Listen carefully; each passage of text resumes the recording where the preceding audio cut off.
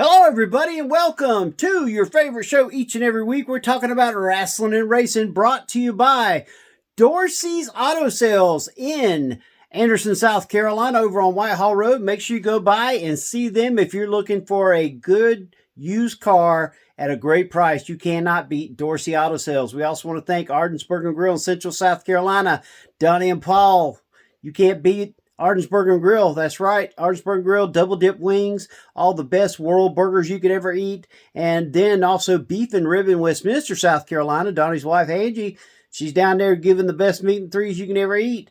But folks, let's get to it. We've got a very busy week, a lot of stuff going on, and we need to bring in a man that knows everything about everything. At least that's what he says. We're talking about Ref Brandon. How's it going, Brandon? Fantastic. How you doing? Doing pretty good. Well, let's get right to it, Brandon. What did you do this past weekend? Well, I was busy. Like always, Friday night I had high school football. Saturday night I had wrestling. And then Sunday I went and did a good deed and donated plasma. So I was gone all Friday, all Saturday, and all Sunday. But Saturday night I had a wrestling show in a small town just outside of Helen, Georgia, called Salty Nakuchi. And we had a wrestling show at the Salty Nakuchi Cultural Center, and it was a benefit for the Shriner Children's Hospital. So all the money went to them, and I think we raised about $800, I believe, for the Shriners Children's Hospital. So I always enjoy doing things for the kids, especially Shriners kids. Amen. Hey, that's a great thing to do, man. I appreciate you doing that. Well, let's get right into it. Brought to you by Arden's Burger Grill Central, the NASCAR report. Ref, tell us what happened. We've got a new champion. We do, and I actually picked him to win the championship back, I'd say it was probably late January, early February when you and I did our championship predictions. I picked Kyle Larson to win the championship, so I was glad to see him win it because I enjoyed that I picked the right guy, but really, truly, of the four that made it down to the last round, he would have been the one that I wouldn't have picked. I would have picked Hamlin, and I would have picked Briscoe, and I would have picked Byron over Larson because, Larson used to win 7 or 8 times a year, and he just don't dominate the way he used to. And the other 3 guys had won the previous round to advance automatically, and Larson got in just on points. And, he struggled to stay in the top 10 Sunday, and Denny Hamlin absolutely dominated the race. I mean, he didn't lead start to finish, but he was top 3 or 4 the whole entire race. And with 3 laps to go, William Byron lost a tire blew out, so the caution came out. So it was going to be a green-white checkered. So Chris Gale, Denny Hamlin's crew chief, decided to come in and take all 4 tires, and honestly, I was surprised. I thought as good as they were running, he was going to stay out, but he decided to come in, change all 4 tires. So he comes down, changes all 4 tires, and Larson restarted 3rd, and Hamlin restarted 6th, and then Ryan Blaney won the race, but Larson finished 3rd, and Denny Hamlin finished 6th, and Kyle Larson won the championship. So after Sunday, I'm convinced they're going to change the point system. I don't know if they'll go back to the way it used to be, but, Denny Hamlin, had the most wins this year and was good the entire season and had his best chance to win a championship, and he loses it with 3 laps to go on somebody else's fault by losing a tire. And Richard Petty came out a couple of weeks ago and said that, basically he said he wants out of NASCAR because the way they've changed the championship now, it's gone from having skill to being lucky. And Sunday was a great example of that because Denny Hamlin did nothing wrong in that race, and Kyle Larson was just flat out lucky because if that caution don't come out, he had no shot. Denny was going to win the race and the championship. So now Kyle Larson is a 2-time champion. The good news is my man Kyle Busch finished 5th, and he actually ran good the last 3-4 races. And Justin Allgaier's Busch Series crew chief is coming up Cup next year to be Kyle Busch's crew chief. So maybe the last 3-4 races, including Sunday, is a sign of things to come next year for Kyle Busch.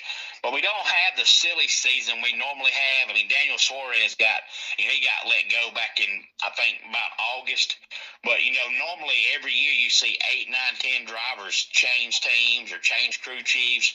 This year we really didn't have that. So it seems like for the most part, at least all the big-time drivers are going to be back in the seat next year unless we see some, miraculous thing we don't expect in the next couple of months. Well, it can happen. We've seen it happen. Just some crazy things. People get pulled out. So we'll see how that goes. All right, Ref, let's go to our Beef and Rib WWE report. Of course, last night was Monday Night Raw. This past weekend, we had Saturday night's main event. And, Ref, let's just go through a little bit of Saturday night's main event. What was your thoughts on Jey Uso and CM Punk's match? And, of course, CM Punk won the world title over Jey Uso. Well, I kind of thought CM Punk would win the match, but it was one of those matches to where whoever won, I wasn't going to be happy. I don't like CM Punk. I don't like Jey Uso. So no matter what they'd have done Saturday, I wouldn't have been satisfied. But I guess of the two, I'd rather see CM Punk win it. I'm not a CM Punk fan at all, but, he's a fantastic wrestler. Jey Uso is just all about the gimmick. Once you move the yeet stuff, he's just a regular guy, whereas CM Punk can actually wrestle. I just don't like him. So no matter who won the match, I wasn't going to be satisfied. But of the two, I'd take Punk. But I think the match was about as good as you can expect when you've got Jey who can't wrestle in the match. Well, then we had Jade Cargill beating Tiffany to become the new WWE Women's Champion. What was your thoughts on that match? That was kind of expected. After Jade turned bad a couple of weeks ago, it was kind of obvious that she was going to take that belt. They've been pushing her for the longest time, and it looked like she was going to take it from Naomi until Naomi got pregnant. So obviously, they had to change the course on that. But you could tell that Jade was going to be the next champion, so that was kind of obvious what they were doing on that match. It was a good match, though. And at the end of the night, I saw a picture where it was a picture of CM Punk, Cody Rhodes, Jade Cargill, all four, and also Ricky Starks. Well, excuse me, Ricky, whatever his name is now. Ricky Saints, all in the back with titles on saying AEW what? Yeah, and they also showed Blake Monroe and Ethan Page from NXT, who also have championships. Yep. So a little slap in the face to AEW, but you know what? To each his own. That just shows AEW did a great job with the talent they had. Now they're over at WWE and got titles. So, all right. Well, there you go with that. Now let's go to Raw. Raw saw CM Punk come out, call everybody out. Then out of nowhere comes our guy, Mr. YouTuber. And he gets in there, tells Punk he wants a shot, even though Punk tells him, no, I agree to anybody but you. You need to go back on that blue brand. Then out comes Paul Heyman and the Vision. They tell him to get out of the ring if he's smart. He does. But then as they double team Punk, he jumps back in the ring and gets beat down, and Punk saves him. And folks, we'll get back to what happens at the end of the night when the four of them all get back in the ring together.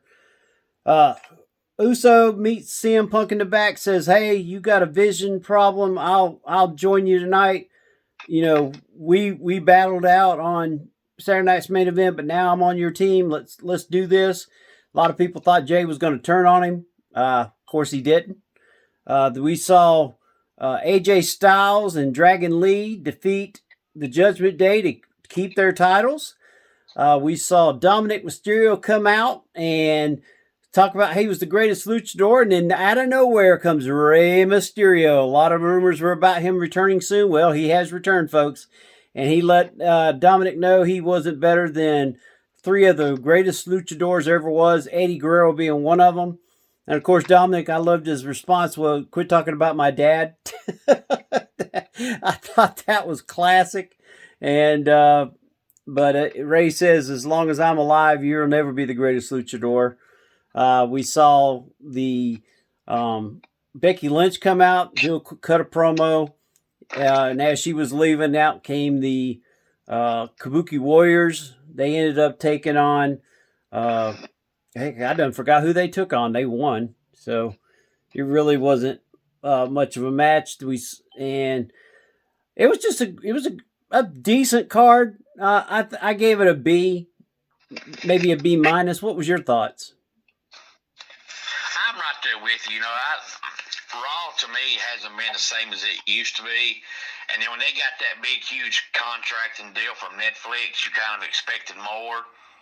And so far, you haven't had it. I mean, it hasn't been, flat out terrible for the most part, but you expect with you getting a deal like that and you switching over to, a streaming service that you're going to get more. And to me, it's pretty much been the same thing you'd see weekly on USA.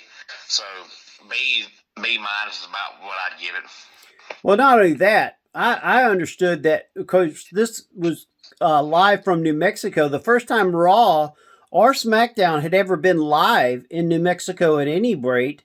And I understand that the cheapest seat up in the nosebleeds, which, of course, this arena was not huge, was $85. Yeah, I got a feeling, even though they don't want to, I've got a feeling they're going to start dropping their ticket prices because, at one time they were, they had 25, 30,000 seat stadiums fill up with no problem.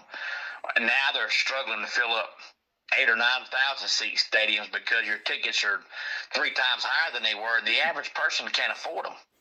Exactly. So, if you don't drop your prices, you're going to end up having to go to smaller venues all the time because you go to a 20,000 seat venue, it's going to be half empty, and they don't want that. So they're going to have to either just go to small venues or drop the prices because the average person can't afford to pay $1,000 for a wrestling seat. You just can't do it. Yeah, I agree with you wholeheartedly there. All right, well, Ref, let's go over to AEW, which is going to be doing Blood and Guts tomorrow night on AEW's show TBS. Make sure you watch it. It's also going to be on HBO Max, which is the way I watch it. I like that. There's less commercials. Ref, we got Full Gear coming up this weekend. We've only got 3 matches, and we both know that's not going to happen because this is AEW. They've never done less than 10. So between tonight and Collision, which Collision is supposed to be tonight also, or Wednesday night also, because they're going to be going, basically what I understand is 2.5 hours on TBS. They've already asked for the extra time.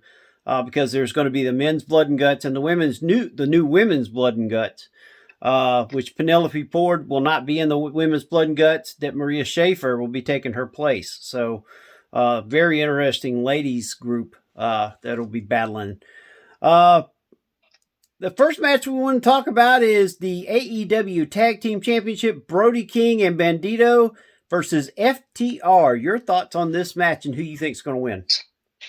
I'm going to give it to Brodito. I think they keep the belts. I agree with you. I think it's just too early to put the titles on anybody else. I think it won't be FTR that gets those titles. I think it's going to be probably the Speedball and Kevin Knight. I think they're probably going to be the ones that end up taking it off of them, and probably like a triple threat type deal. But I don't think FTR is going to win it here. I agree with you. Brodito is going to take the title.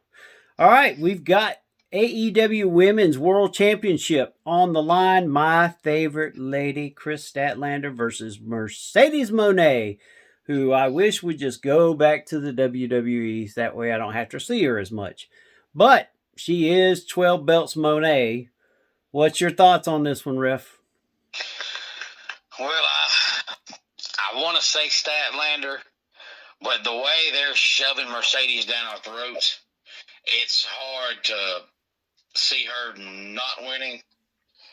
So I'm going to go with Mercedes, but I hope I'm wrong. I think you're wrong. Statlander hadn't had the belt long enough. I think there's no way they put the belt on Monet right now. Monet owns a 2-0 victory over Statlander as far as in battles. She beat her for the TV title, and then she beat her in was a return match, if I'm not mistaken. So she has a 2-0 win victory over Statlander. I think this is where Statlander gets one of those victories back. All right, then we go to Hangman Adam Page versus Samoa Joe. What's your thoughts on this? I'm going to go with Hangman Adam Page. I just don't think he's been champion long enough to lose the belt, but it should be a good match. You know, it's hard to believe. I mean, we both know they're going to have more matches, but it's hard to believe that the show is this weekend. There's not even a list of, like, rumored matches. They're probably going to be matches. You know, it's kind of hard to tell fans to buy a show when you're not advertising who's going to wrestle. Yep. And now I do understand that there's one that hasn't been made official yet, but is pretty much going to be, and that's going to be the Don Callis family, which is going to be the Young Bucks and Josh Alexander versus Jurassic Express and Kenny Omega with a $1 million purse. That should be a good match. I'm excited about that match, and I kind of see the Callis family slowly breaking up. So I say they lose, but it looks like there's slowly some turmoil coming in that faction. Yep. And then there's talk about the AEW Women's World Tag Team Championship tournament final being held on the pay-per-view this weekend, which means they would have to somehow eliminate two teams this coming tomorrow night and then eliminate also on Collision. So it's kind of good. Plus have blood and guts. That seems like a lot to put into a process. I just don't see that happening. I could see them having some of the matches on the pay-per-view. I could see that with the finals being on Dynamite the following week. But I just think it's too much to try to throw that with blood and guts, considering that two of the teams are on blood and guts. Yeah, and it kind of makes no sense that, you know, you're booking blood and guts like a pay-per-view, which they do a lot of times for, you know, the weekly Dynamite. And then you have a real pay-per-view a couple days later. You know, it just seems that you're pretty much having two big shows in a 4-day span. So it seems like you'd stretch them out a little bit more. I mean, you could have just moved the blood and guts matches to the pay-per-view. Yeah. They say Kyle Fletcher will be defending his title, but nobody has been named quite yet. I think this would be a great place to put a Bobby Lashley or someone of that caliber in a match against Kyle Fletcher. I don't see Fletcher losing the title, but I think this would be a good way to get Bobby into the world, get it into a singles title match. Shelton Benjamin against him would also be another good one for it. And then one thing that we saw, which you was talking about, which was the Don Callis family, even though it hasn't been set, a lot of people think Okada and Tateshka should be fighting. But a lot of people also think that that's not going to happen because it's too close to the Continental Classic tournament, which starts next month. Yeah, they're doing that's what I was saying a while ago. They're doing too much right here together. It's already hard enough to book a weekly pay-per-view or monthly pay-per-view, but now when you're pretty much doing the same week, and then you have this tournament coming up next month, it's a lot at one time, especially when Tony Khan's trying to do all the booking by himself. That's just too much. Well, what I understand, Tony Khan has actually been sharing the booking with a couple of the superstars that are in the back. And we will find out more about that pretty soon, which makes me wonder about the ROH. Tony Khan's actually even said he would love when Samoa Joe retires for him to stay on and be a part of that. Well, at least it would help, you know, Ring of Honor a little bit, because they need help bad, because ever since Tony bought it, he's pretty much done nothing at all with it. So it's kind of like back when Vince bought ECW. You know, if you're not going to do anything with it, why even have it? Yeah, they wanted it for the library. I mean, that was evident. Because AEW's looking at starting its own channel and everything. Kind of like what WWE did with the WWE app, and you just don't have enough library with just AEW. You had to get that Ring of Honor that's been there forever and a day, so that way you give people something that they can go in and watch along with what they also have. And then I've also heard rumors that what's his name from the Smashing Pumpkins that owns NWA? Oh, Billy Corgan. Billy Corgan and Tony Khan have been talking about getting together for Forbidden Door this year, along with New Japan and CMLL. I think that'd be great if the four of them all were to get together. Yeah, that'd be great. All right, well, Ref, tell us where you're going to be at this weekend. This weekend, we're back at SWA 244 Livestock Road, East Denali, Georgia.